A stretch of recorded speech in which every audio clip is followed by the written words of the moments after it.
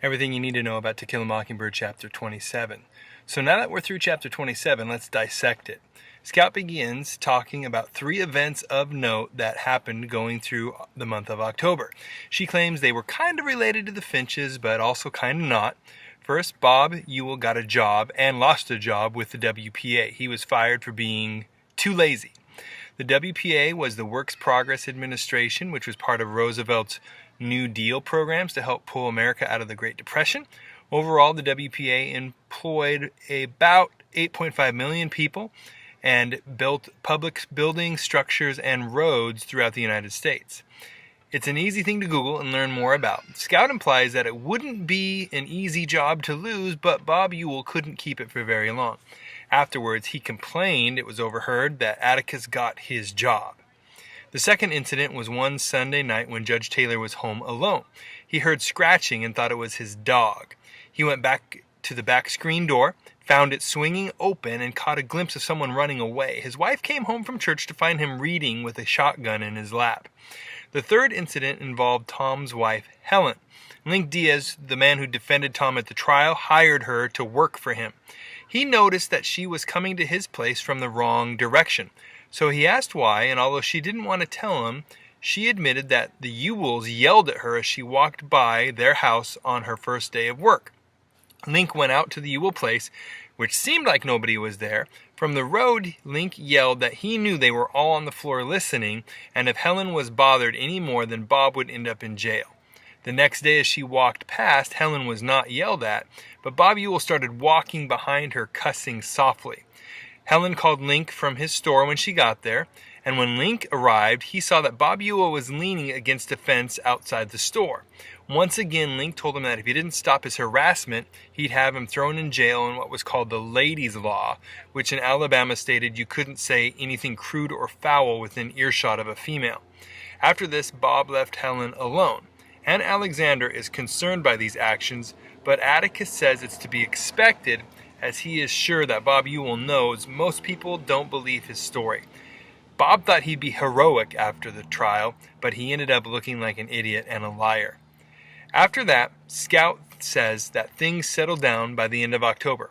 Other kids were seeming to leave Jem and Scout alone, and Aunt Alexander was in control of the ladies' teas after Miss Maudie had confronted Miss Merriweather. Scout mentions 2 changes, one historical and one local. The historical one mentioned is that something called the NRA, the National Recovery Act, had been terminated by the Supreme Court. The program was a way for the government to have control and set prices as a way of coping with the Great Depression. The other change had to do with how the town was going to celebrate Halloween. Trick-or-treating as we know it didn't gain momentum until the 1940s. It started in the 30s and maybe a little sooner in the West and in Canada, so there's no reference to it in the book. Scout tells us that kids were pretty much left on their own and they were creative. Scout tells us that a lot of kids played pranks. Apparently, the year before, they went too far by taking the furniture out of the ground floor and put it in the basement from the house of 2 old deaf ladies. So they didn't hear what they were doing in the house by removing the furniture. This year was going to be different. It was going to be an organized pageant and a carnival at the high school. Both Jem and Scout are bummed, but Scout is forced to be a part of the pageant that's going to review the history of Maycomb, and she has to be a ham that walks across the stage as a highlight of the county's agricultural products. Her costume is big, bulky, and hot, made out of paper mache. On the night of Halloween, Scout thought the entire family would be there, but Atticus had just gotten back from a week in Montgomery and wanted to stay home, adding that Jem could escort her. And Alexandra wanted to go to bed early as she'd been decorating the stage all afternoon. Now there's a strange moment when Alexandra stops in mid-sentence saying she had just had a bad feeling all of a sudden. Maybe some foreshadowing. Scout ends her part. Scout acts out her part in her costume for Atticus and her aunt and later for Calpurnia, so she doesn't mind that none of them are going to be there.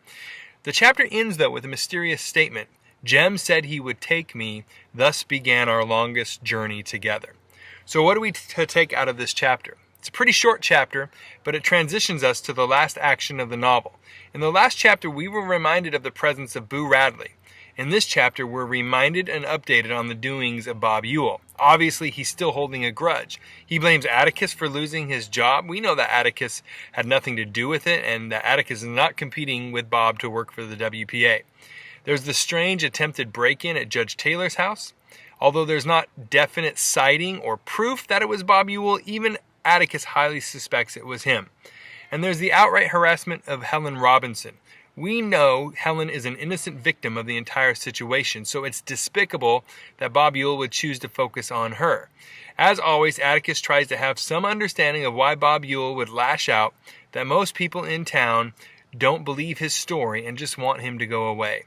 We get the sense that Bob is just not letting go of this situation. He's seeking some kind of revenge or payback, as he didn't walk away from the trial as a hero as he wanted.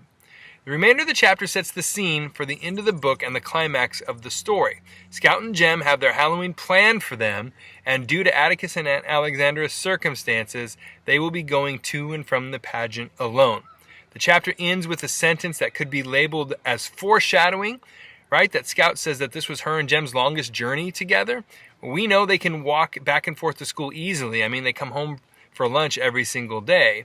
So the journey is not long in a literal sense. Therefore, we know that this implies something else, that the night has some major trials in store for Jem and Scout. Any questions? You can put them in the comment box below.